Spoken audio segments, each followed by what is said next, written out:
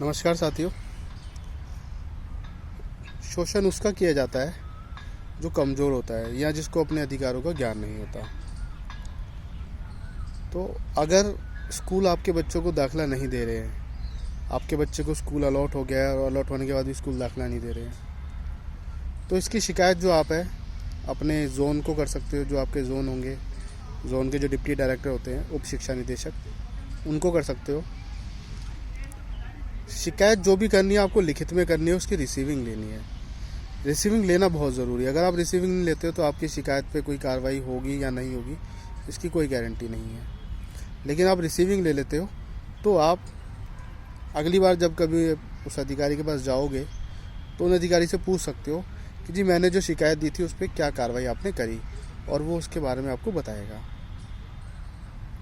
अगर DD zone मान के चलो आपके बच्चे का नाम आया, आपने कंप्लेन करी और डीडी जोन ने आपकी कोई सुनवाई नहीं करी, आपके बच्चे को एडमिशन नहीं दिया, ठीक है। या आपके मान के चलो बुक्स की और ड्रेस की शिकायत है कि भाई आपके बच्चे के ईडब्ल्यूएस में नाम आया और जो स्कूल है वो आपके बच्चे को फ्री बुक्स और ड्रेस और जो राइटिंग मटेरियल है वो प्रोवाइड नहीं कर रहा है, तो इसकी शिकायत भी आप डीडी जोन को ही दोगे। और ये सारी शिकायत आप लिखित में दोगे। लिखित में शिकायत देना बहुत ज़रूरी है। लिखित में देनी है, उसकी एक फ़ोटोकॉपी करवा लेना। उस फोटोकॉपी पे वो आपको रिसीविंग भी देंगे। अगर डीडी जोन पे आपको शिकायत करे हुए मान के चलो कि एक हफ़्ता हो जाता है और एक हफ़्ते तक भी आपकी शिकायत पे कोई कार्रवाई नहीं होती है, या कोई कार्रवाई होती भी है तो उससे आप संतुष्ट नहीं हैं, आपको लगता है कि भाई जैसा मैं चाहता था, जो मेरी शिकायत थी उसका निवारण नहीं हुआ, तो आप उसकी शिकायत डीडी जोन के बाद आप डीओई में दे सकते हैं। डीओई जो है पूरी दिल्ली का जो हेड है, डायरेक्टोरेट ऑफ एजुकेशन। डीडी हो गया आपके डिप्टी डायरेक्टर ऑफ एजुकेशन और डीओई हो गया आपका डायरेक्टोरेट ऑफ एजुकेशन, जो कि विधानसभा में है। ये ऑफिस जो नज़दीकी मेट्रो स्टेशन है वो विधानसभा है। तो आप अपने जोन से अगर आप संतुष्ट नहीं हो जो कार्रवाई होती है उसके, आप विधानसभा मेट्रो स्टेशन आकर के आप यहाँ पे अपनी शिकायत दे सकते हो। यहाँ पे आप दोनों शिकायत दे सकते हो। अगर आपके बच्चे को बुक्स की प्रॉब्लम है तो आप बुक्स और ड्रेस के लिए भी दे सकते हो। उसके साथ साथ अगर आपके बच्चे को एडमिशन से संबंधित कोई समस्या है कि भाई मेरे बच्चे का नाम आ गया, स्कूल गेट से अंदर भी नहीं घुसने दे रहा, ठीक है, या एडमिशन नहीं दे रहा, या स्कूल ये कह रहा है कि जी जब जनरल कैटेगरी के हो जाएंगे उसके बाद हम आपके बच्चों को एडमिशन देंगे, ठीक है। अभी एक केस और सामने आया है मेरे, इसमें क्या है कि बच्चे का नाम आ गया, ठीक है जी, जो पेरेंट्स थे उन्होंने राशन कार्ड से अपने बच्चे का फॉर्म भर दिया। राशन कार्ड में पेरेंट्स का नाम है लेकिन बच्चे का नाम नहीं है, और स्कूल इस वजह से मना कर रहा है कि जी आपके राशन कार्ड में बच्चे का नाम नहीं है, तो इसलिए हम आपके बच्चे को एडमिशन नहीं दे सकते। या तो राशन कार्ड में आप हमें बच्चे का नाम दिखाइए या फिर हम आपके बच्चे का एडमिशन रिजेक्ट कर रहे हैं। तो ये भी कोई रिजेक्ट करने का कारण नहीं है कि किसी बच्चे का राशन कार्ड में नाम नहीं है, उसके पेरेंट का नाम है, तो आप उसको रिजेक्ट कर दोगे। इस केस में भी आपके बच्चे का एडमिशन बनेगा, आपके बच्चे का एडमिशन होगा और स्कूल को देना चाहिए। अगर वो नहीं देता है तो आप इसकी शिकायत पहले अपने डीडी को देंगे। अगर डीडी कार्रवाई नहीं करता तो उसके एक हफ्ते बाद आप फिर डीओई को देंगे। तो आप डीओई ऑफिस में एक हफ्ते बाद अपनी शिकायत उसके दे सकते हैं। अगर इन दो जगह शिकायत देने के बाद भी आपकी समस्या का कोई समाधान नहीं होता है तो आपको बहुत सारे पेरेंट्स हैं जिनको पता होगा कि भाई सीएम को भी कंप्लेन दे सकते हो, ठीक है। उसके साथ साथ शिक्षा मंत्री को भी दे सकते हो जो हमारे एजुकेशन मिनिस्टर हैं, ठीक है, उनको भी कंप्लेन दे सकते हैं आप, ठीक है। आप पीएमओ को भी दे सकते हो, आप डीसीपीसीआर भी दे सकते हो, आप एनसीपीसीआर भी दे सकते हो। बहुत सारी ऐसी संस्थाएँ हैं जो आपकी शिकायतें लेंगी, ठीक है। लेकिन वही है कि जब ये दो अधिकारी आपकी शिकायत पे कार्रवाई नहीं कर पा रहे, ये दो जो अधिकारी है, जो डीडीई है, जो डीओई है, ये इससे संबंधित अधिकारी है। जिस में आपके बच्चे का एडमिशन होता है उस स्कूल से संबंधित जो अधिकारी हैं, ये दो हैं जो सक्षम अधिकारी हैं, जो किसी कंप्लेन पे एक्शन ले सकते हैं, ठीक है, जिनके पास पूरी फुल अथॉरिटी है। बाकी जो अदर जो आप डीसीपीसीआर, एनसीपीसीआर, पीएमओ, सीएमओ, ये भी आपकी शिकायतों को इन्हीं के पास भेजेंगे, ठीक है। तो आप वहाँ पे शिकायत देते हो, अच्छी बात है, दीजिए, लेकिन उससे आपकी शिकायत पे कार्रवाई होने का कोई उतना मुझे लगता नहीं कि कार्रवाई का कुछ असर पड़ेगा। तो आप वो दीजिए, उसके लिए मैं मना नहीं कर रहा, लेकिन इन दो को शिकायत देना बहुत ज़रूरी है। अगर आप इन दो को शिकायत नहीं देते हो तो मान के चलो कि आपका सारा काम ख़राब हो जाएगा, ठीक है। इन दो को शिकायत देना ज़रूरी है। और अगर उसके बाद भी आपका मान के चलो एडमिशन नहीं होता है, या आपको फ्री बुक्स या ड्रेस मटेरियल और राइटिंग मटेरियल प्रोवाइड स्कूल नहीं कराता है, तो इसके बाद आप क्या कर सकते हैं, इसके बाद हम आपकी मदद कर पाएंगे। ठीक है, हम क्या करते हैं, हम सबसे पहले जो हमारे वकील होते हैं, हम आपका हाई कोर्ट के थ्रू करवाते हैं जो भी सारा कुछ है, और हाई कोर्ट के थ्रू करवाते हैं जैसे कि हम आपको पहले भी बता चुके हैं। इसका कोई खर्चा नहीं आता, ये सारा कुछ फ्री होता है। ठीक है, कोई आपका लीगल कोई खर्चा नहीं आएगा, ना कोई एडवोकेट का खर्चा आएगा। उसके साथ साथ आपको मान के चलो सिर्फ आना जाना जो आपका होता है वही थोड़ा सा मेहनत है आपकी। ठीक है, वही आपका खर्चा है, जो आप आओगे जाओगे वही खर्चा है, इसके अलावा कोई खर्चा नहीं है आपका। ठीक है, तो ये एकदम फ्री है।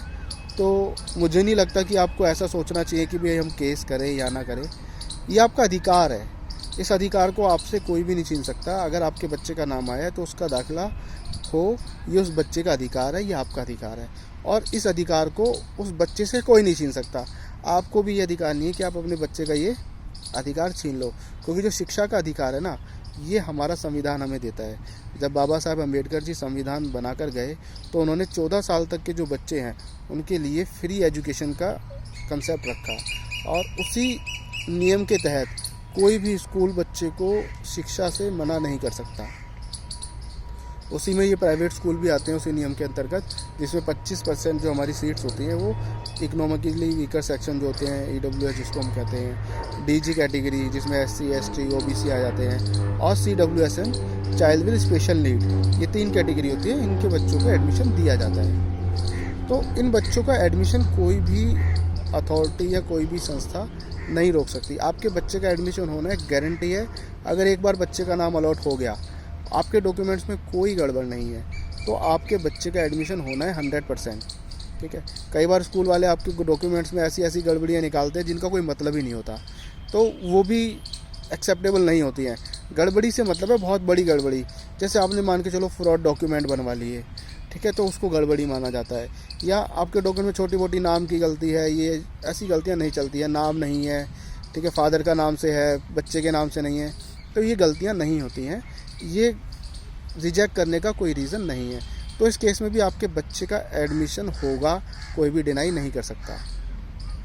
अब आपका जो आप कर सकते थे मैंने वो बताया। अब इसके बाद कोर्ट की प्रोसीडिंग वाली चीज़ें मैं आपको बताने जा रहा हूँ। तो जो कोर्ट की प्रोसीडिंग होती है, इसमें क्या होता है कि सबसे पहले एडवोकेट स्कूल्स को नोटिस भेजता है कि भाई इस बच्चे का ऐसे ऐसे नाम आया था, और बच्चे का जो नाम आया था आपने बच्चों को एडमिशन नहीं दिया, तो आपसे रिक्वेस्ट है कि आप इस बच्चे का एडमिशन दें, क्योंकि ये जो भी आपकी फॉर्मेलिटीज़ है वो सारी फुल फॉर्मेलिटीज़ को ये बच्चा फुलफ़िल करता है। जो भी आपकी रिक्वायरमेंट्स है, ठीक है, वो सारी रिक्वायरमेंट्स को ये कंप्लीट कर रहा है, तो आप इस बच्चे को एडमिशन दो। उसके बाद भी अगर एडमिशन नहीं देता है, ठीक है, जैसे मान चलो हम आपसे फ़ाइल वगैरह लेते हैं, तो फाइल लेकर के हम एडवोकेट को वो देते हैं, ठीक है, तो वो एडवोकेट जो होते हैं उनको नोटिस वगैरह भेजते हैं, ठीक है। अगर उसके बाद भी वह एडमिशन हो जाता है तो मान के चलो कोर्ट में केस डालने की ज़रूरत नहीं पड़ती है।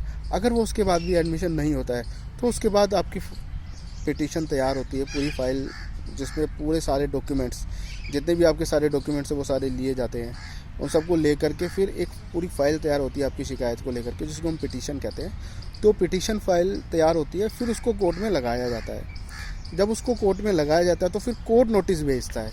पहला नोटिस वकील ने भेजा, अगर उस पर एडमिशन हो गया तो ठीक है, कोर्ट में केस नहीं डालना पड़ेगा। दूसरा जो नोटिस होता है वो आपको कोर्ट भेजेगा। जो कोर्ट होता है वहाँ से जो नोटिस जाता है उसको दस्ती नोटिस कहते हैं। तो जो दस्ती नोटिस होगा कोर्ट वो आपको ही देगा, लेकिन वो उस पर कोर्ट की मोहर वगैरह सब कुछ लगी होगी। वो नोटिस जा कर के आपको स्कूल में देना होता है, ठीक है। कई बार वकील जो होते हैं वो अपने खुद भी भेज देते हैं, कई बार वो पेरेंट्स को ही बोलते हैं, तो दोनों ही ऑप्शंस होते हैं। तो नॉर्मली हम पेरेंट्स के थ्रू ही चाहते हैं कि वो नोटिस जाए, तो इसलिए हम एडवोकेट को कहते हैं कि सर आप नोटिस दे दीजिए, ताकि पेरेंट्स को ये रहे कि हाँ भाई मेरे इस काम में कोई कार्रवाई हो रही है, ऐसा नहीं है कि वकील काम नहीं कर रहे हैं। तो वो जो नोटिस होता है वो दस्ती नोटिस आपको दे दिया जाता है, फिर आप अपना स्कूल में उसको सर्व कराते हो सकता है कि भाई कुछ स्कूल ऐसे भी होते हैं कि भाई जब उनके पास वो नोटिस जाता है तो उनको लगता है कि भाई जब बच्चे की सारी फॉर्मेलिटीज़ पूरी हैं और हमारे पास कोई रीज़न नहीं है बच्चे के एडमिशन को डिनाई करने का, और अगर हम कोर्ट में जाएंगे तो कोर्ट उनको ही फटकार लगाएगा, ठीक है, तो हो सकता है कोर्ट उनके ऊपर जुर्माना भी कर दे। तो इस तरह से वो बच्चे को एडमिशन दे देते हैं। कुछ स्कूल ऐसे होते हैं जिनको लगता है नहीं हम लोग ठीक है अपनी जगह पे, हमें इस बच्चों को एडमिशन नहीं देना चाहिए, तो वो कोर्ट में केस को लड़ते हैं। ठीक है, जब वो कोर्ट में केस को लड़ते हैं तो वो अपने एविडेंस रखते हैं, हम अपने एविडेंस रखेंगे। तो जब कोर्ट उन एविडेंसेस को देखता है, अगर हमारे एविडेंस सही हैं तो 100% हमारे बच्चे का एडमिशन होगा, चाहे स्कूल कुछ भी कहता रहे। ठीक है जी, अगर आपके डॉक्यूमेंट सही हैं तो आपके बच्चे का 100% एडमिशन होगा, स्कूल कुछ भी कहता रहे। तो वो जो सुनवाई होती है, उस सुनवाई में जो स्कूल होता है अपने पक्ष रखेगा, हम अपने पक्ष रखेंगे। तो दोनों की बातों को सुन करके कोर्ट ये फैसला देता है कि स्कूल सही है या अभिभावक सही है। अभी तक जितने भी हमने केस करे हैं, मान के चलिए कि 150 से 200 पेरेंट्स जो EWS के हैं उनके केस हाई कोर्ट में अब तक हो चुके हैं। तो जितने भी अभी तक हमने केस करवाए हैं उन सभी में जो भी डिसीज़न आया है वो पेरेंट के फेवर में ही आया है। ऐसा कोई भी ऐसा डिसीज़न नहीं हुआ जिसमें पेरेंट्स के अगेंस्ट गया हो। ठीक है, जो हमारे जितने भी डिसीज़न है वो सारे पेरेंट्स के फेवर में आए हैं। कोर्ट ने यही कहा है कि स्कूल को इस बच्चे को दाखिला देना चाहिए। बच्चे जो हैं, पेरेंट्स जो हैं वो अपनी जगह पे सही हैं और जो स्कूल है वो अपनी जगह पे गलत है। तो जब पेरेंट्स के फेवर में सारे डिसीज़न आ रहे हैं तो मुझे नहीं लगता कि किसी भी पेरेंट्स को इस चीज़ से डरने की ज़रूरत है कि कोर्ट में जाएंगे तो पता नहीं कितना लंबा केस चलेगा, क्या होगा क्या नहीं होगा। कोई ख़ास लंबा केस भी नहीं चलता, जल्दी डिसीज़न हो जाते हैं। मैक्सिमम टू मैक्सिमम मान के चलो कि 5 या 6 महीनों में ये डिसीज़न आ जाता है। ठीक है जी। इसके बाद दूसरा जो होता है कि जब कोर्ट ने कह दिया कि भाई इस बच्चे का एडमिशन होना चाहिए, फलाना स्कूल है, इस स्कूल में एडमिशन, इस स्कूल की गलती है और इस स्कूल को एडमिशन देना चाहिए। ठीक है, ये ऑर्डर कोर्ट कर देता है। कुछ स्कूल उस ऑर्डर के बाद भी एडमिशन नहीं देते हैं। कुछ ऐसे स्कूल हैं, अगर कोर्ट ने ऑर्डर कर दिया कि जी आपको इस बच्चे को एडमिशन देना चाहिए, कुछ ऐसे भी स्कूल हैं जो उस ऑर्डर के बाद भी एडमिशन नहीं देते हैं, क्योंकि स्कूल ने ऑर्डर करा है कि भाई पेरेंट्स अपनी जगह पे ठीक है, आप गलत हो, आप इसके बच्चों को एडमिशन दो। कोर्ट ने ऑर्डर तो कर दिया, लेकिन उस ऑर्डर को एग्जीक्यूट कराने के लिए अगर वो स्कूल एडमिशन नहीं देता है तो उस ऑर्डर को एग्जीक्यूट कराने के लिए एक और केस लगता है जिसको हम बोलते हैं कंटेम्प्ट पिटीशन। कंटेम्प्ट पिटीशन क्या होती है कि जब आपके फेवर में ऑर्डर आ गया और स्कूल ने आपके बच्चे को एडमिशन नहीं दिया तो इसको कोर्ट की अवमानना माना जाता है। अवमानना मतलब कोर्ट के आदेश को ना मानना। तो कोर्ट के आदेश को ना मानने की जो पिटीशन लगती है उसको कंटेम्प्ट पिटीशन कहते हैं। और कंटेम्प्ट पिटीशन जब लगाई जाती है तो उसमें कोर्ट का मान के चलो जो रोल होता है बहुत स्ट्रॉन्ग होता है, स्कूल के प्रति वो बहुत स्ट्रॉन्ग रोल होता है।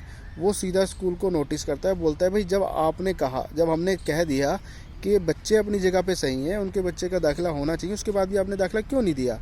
स्कूल को दोबारा से बुलाया जाता है, उसकी सुनी जाती है कि भाई कहीं ऐसा ना हो कि हो सकता है कि हमने कुछ गलत फैसला दिया हो, तो एक बार स्कूल की फिर सुन लेते हैं। स्कूल की सुनी जाती है और क्योंकि जो फैसला पहले आया था उस फैसले के हिसाब से स्कूल को साथ के साथ ये हिदायतें दी जाती है कि आप इस बच्चे का एडमिशन ले लो, और अगर आप नहीं लोगे तो कोर्ट जो होता है ना उसके खिलाफ मान के चलो कि जो स्कूल है उसके खिलाफ फ़ाइन भी कर सकता है, प्रिंसिपल के खिलाफ वारंट भी इशू कर सकता है और प्रिंसिपल को जेल में भी डाल सकता है। मतलब स्कूल है ना, अगर वो नहीं मानता है तो उसके खिलाफ इतने स्ट्रॉन्ग एक्शंस जो कोर्ट है वो ले सकता है। और ये वो वाली स्टेज होती है जिस पे कोई भी स्कूल डिनाई ही नहीं कर सकता बच्चे को एडमिशन देने के लिए। तो मान के चलो यहाँ पे आपके बच्चे का एडमिशन हो जाएगा। तो अभी तक जितने भी केसेस आए हैं उन सभी केसेस में यहाँ पे बच्चों के एडमिशन हो गए हैं। और एक केस ऐसा है, हमारे एक पवन भाई हैं, तो SS मोता सिंह स्कूल है जिसमें उनका नाम आया था, तो उनका एक केस ऐसा है जिसमें कंटेम्प्ट में स्कूल ने जब गए कोर्ट में तो स्कूल ने एक्सेप्ट किया कि हाँ जी मैं इनके बच्चों को एडमिशन दे रहा हूँ। ठीक है, और जब वो अपने बच्चे के एडमिशन के लिए स्कूल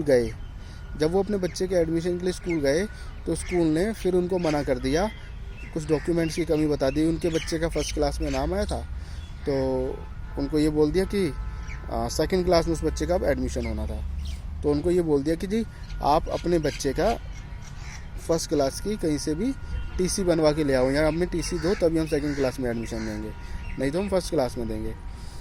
तो ये जो उन्होंने बोल दिया यहाँ पे भी स्कूल गलत है।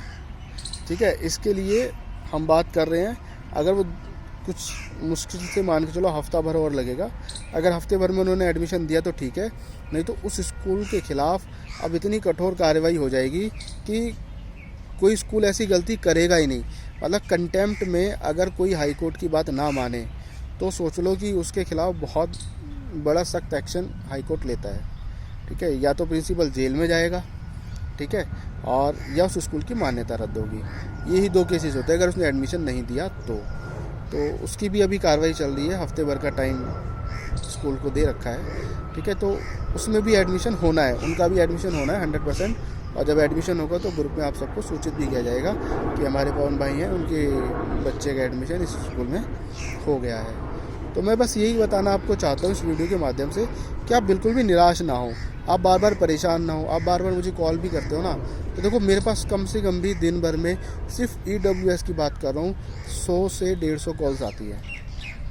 ठीक है, आप बार बार कॉल करते हो, मेरे लिए भी बड़ा मुश्किल होता है कि मैं ये चाहता हूँ कि मैं हर बच्चे के पेरेंट्स की, जितने भी पेरेंट्स आ रहे सभी की कॉल का रिप्लाई करूँ, लेकिन कम से कम कोई ऐसी बात तो हो, कोई ऐसी समस्या तो हो जिसका मुझे लगे कि हाँ भाई इनकी जेन्युइन समस्या है। आप फ़ोन करते हो, फालतू के क्वेश्चंस होते हैं कई बार पेरेंट्स के, कहते हैं कि सर किस बच्चे का एडमिशन हो गया। ठीक है, तो वो जो भी जानकारी होती है वो तो मैं आपको ग्रुप में दे ही देता हूँ। उसी जानकारी को लेने के लिए आप क्यों कॉल करते हो, है ना? जो जानकारी आपसे संबंधित है या आपकी कोई समस्या है, आप वो बताने के लिए मुझे कॉल करोगे। मैं नहीं चाहता कि मैं आप लोगों की कॉल ना उठाऊं। और एक कॉल ही क्या करो, अगर आप एक कॉल करोगे उसके बाद आपके पास रिटर्न कॉल आएगी ही आएगी। जितने भी EWS के पेरेंट्स हैं, अगर मेरे पास किसी की भी पहली बार कॉल आती है, मैं उसका नंबर EWS करके सेव कर लेता हूँ। और जब किसी EWS पेरेंट्स का मेरे पास कॉल आता है तो मैं उसको ज़रूर कॉल करता हूँ। ठीक है, लेकिन जब आप बार बार किसी चीज़ के लिए कॉल करोगे ना, तो मैं भी सोचूंगा यार ये तो बार बार कॉल करते हैं, तो मैं आपका फ़ोन उठाना बंद कर दूंगा। तो अगर आप चाहते हो कि मैं आपका किसी ज़रूरत में या कभी परेशानी में या किसी इमरजेंसी में मेरे मन में ये ना आ जाए कि भाई ये तो बार बार कॉल करते रहते हैं, मैं नहीं उठाऊं, और पता लगे कि आप किसी परेशानी में हो, किसी इमरजेंसी में हो, तो ऐसी कंडीशन ना आए, तो आपसे ये रिक्वेस्ट है कि बार बार हर चीज़ के लिए कॉल मत किया करो। जो भी जानकारी होगी, अगर आपकी फ़ाइल, अगर आपका केस मेरे पास आ गया है, ठीक है, आपकी फ़ाइल कोर्ट में जमा हो गई है, तो उस पर जो नियम है ना, उस नियम से काम चल रहा है। ऐसा नहीं कि काम नहीं चल रहा। ठीक है, पेरेंट्स को पता भी नहीं है। हमारे पास ऐसे भी केस है, पेरेंट्स भूल गए हैं, हम उनको कॉल करके बताते हैं जी आपके केस में ये हुआ, ये हुआ, ये हुआ। ठीक है, हम कई बार उनको फ़ोन करके पूछते हैं कि जी आपका क्या हुआ, क्या नहीं हुआ, उनसे पूछते हैं हम। तो आप बेफिक्र रहिए, आप सिर्फ तभी मुझे कॉल किया कीजिए जब कोई बात इमरजेंसी हो, ज़रूरी हो। आप ये भी बताने के लिए कॉल मत करिए कि स्कूल एडमिशन नहीं दे रहा है, क्योंकि ये तो मैं जानता ही हूँ। अगर आप कोर्ट में आए हो तो सीधी सी बात है कि स्कूल एडमिशन नहीं दे रहा है। अब मान के चलो आपने ये मुझे आज बता दी, कल फिर आप स्कूल जाते हो, फिर आप बोलते हो सर हम कल गए थे स्कूल और ऐसे ऐसे स्कूल ने हमारे साथ ये करा वो करा। ये नॉर्मल सी बातें हैं, ये हर स्कूल कर रहा है। ठीक है, ये इतना नॉर्मल हो गया है कि ये हर स्कूल कर रहा है, और इन्हीं शिकायतों के लिए हम लोग कोर्ट जा रहे हैं। तो जो कोर्ट है ना, वो इन सब शिकायतों के बारे में वो भी जानता है, मैं भी जानता हूँ। तो इन सब शिकायतों को अगर आप करते हो तो उससे मैं भी कुछ नहीं कर सकता, कोर्ट भी नहीं कुछ इस स्टेज पे तो कोर्ट भी कुछ नहीं कर सकता, क्योंकि जब हमने कोर्ट में केस डाल दिया तो कोर्ट को डिसाइड करने दो कि आप अपनी जगह पे सही हो या स्कूल अपनी जगह पे सही है। कोर्ट में केस डालने के बाद आपका बार बार स्कूल जाना, मतलब कोई उसका लॉजिक नहीं है। ठीक है, जब हम किसी बड़े अधिकारी के पास चले जाते हैं तो उस बड़े अधिकारी की जिम्मेदारी हो जाती है, उस बड़े डिपार्टमेंट की जिम्मेदारी हो जाती है कि वो उस पर एक्शन ले, वो आपके बच्चे का एडमिशन कराए। और जब वो काम कर रहे हैं या वो एक्शन ले रहे हैं, तो आप छोटी छोटी बातों की स्कूल जाना या DD जाना या DOE जाना, उसके बाद इनका कोई रोल नहीं रह जाता। उसके बाद अगर आपको DD जाना है, DOE जाना है या स्कूल भी जाना है, तो जब हम कहें या जब कोर्ट से कोई आदेश हो कि जी अब आप जाओ, तभी आपको जाना है। आप बेवजह वहाँ पे जाकर के खुद को परेशान करोगे, कुछ नहीं होने वाला उससे। ठीक है, जब तक कोर्ट नहीं कहेगा तब तक एडमिशन नहीं होगा। या स्कूल खुद कोर्ट से नहीं डरेगा, या स्कूल को नहीं लगेगा कि भाई मैंने इस बच्चे के साथ गलत किया है, तब तक वो आपके बच्चे को एडमिशन नहीं देगा। जो स्कूल्स हैं या जो कुछ डिपार्टमेंट के कुछ लोग, भ्रष्ट लोग होते हैं, वो तो ये चाहते ही हैं कि आप 10 जगह भागो, 10 जगह भाग के थक करके बैठ जाओ। थकना नहीं है, 10 जगह आप भागना चाहते हो भागो। मैं आपको 10 जगह भागने के लिए नहीं कहता, मैं सिर्फ आपको 3 जगह कहा, DD, DOE और तीसरा कोर्ट। इन 3 के अलावा आपकी समस्या का समाधान 100% आपकी सेटिस्फैक्शन के साथ कोई और व्यक्ति नहीं कर सकता। अगर आपको अपनी सेटिस्फैक्शन के साथ अपना समाधान चाहिए तो वो कोर्ट ही कर सकता है। ठीक है, तो मेरा बस आपसे यही निवेदन है कि इन 3 जगहों पे तो आपको जाना है और यहाँ पे थोड़ा सा सब्र रखने की ज़रूरत है। ठीक है, ये ऐसी संस्थाएं हैं जो आपकी शिकायत पे कार्रवाई करती हैं और आपको मान के चलो पता भी नहीं चलेगा वो कार्रवाई कर रहे हैं। ठीक है, जब इसका रिज़ल्ट आएगा ना, रिज़ल्ट में 2 महीने लग सकते हैं, 4 महीने भी लग सकते हैं, 5 भी लग सकते हैं, 6 भी लग सकते हैं, लेकिन जब रिज़ल्ट आएगा तो जो रिज़ल्ट आएगा वो देख करके आप खुश हो जाओगे और आपको लगेगा कि हाँ, मेरी शिकायत जो मैंने करी थी उस पर कार्रवाई हुई और जो मैं चाहती थी वो हुआ। आपको ये नहीं लगेगा कि मैं ये चाहती थी और 19 हो गया और 18 हो गया। नहीं, आप 20 चाहते थे तो 20 होगा, आप 21 चाहते थे तो 21 होगा। मतलब जो आप चाहते थे वो आपको कोर्ट जो है इसका समाधान देगा। तो मेरा आपसे यही निवेदन है, बार बार कॉल ना किया करें, बार बार परेशान ना हुआ करें, क्योंकि बार बार कॉल उठाना मेरे लिए भी संभव नहीं है। जब कोई मैं चाहता हूँ आपकी हर कॉल उठाऊँ, तो इसलिए जब आप इमरजेंसी होगी तभी मुझे कॉल करोगे तो मुझे बहुत अच्छा लगेगा। ठीक है, मैं ज़्यादा बातें नहीं कर सकता क्योंकि फ़ोन पे उतनी बात मुझे भी ज़्यादा देर तक नहीं कर पाता हूँ। मैं सिर्फ बात तभी करो, फ़ोन तभी करो जब कोई इमरजेंसी बात हो या कुछ ऐसी बात बतानी हो जो आपको लगता है कि हमने नहीं बताई है। सिर्फ ये बताने के लिए कॉल करना कि नहीं स्कूल एडमिशन नहीं दे रहा है, उसका कोई मतलब नहीं है, क्योंकि ये मैं जानता हूँ स्कूल एडमिशन नहीं दे रहा है। इन्हीं शब्दों के साथ मैं आप सबको धन्यवाद कहता हूँ और साथ के साथ मैं आपका एक और बार धन्यवाद कहता हूँ कि आप लोगों ने विश्वास रखा और इस विश्वास को बिल्कुल भी मैं टूटने नहीं दूँगा। आप याद रखिए, आपके बच्चे का एक दिन में तो नहीं होगा, लेकिन एक दिन एडमिशन ज़रूर होगा और इस एडमिशन को कोई भी ताकत रोक नहीं सकती है। धन्यवाद।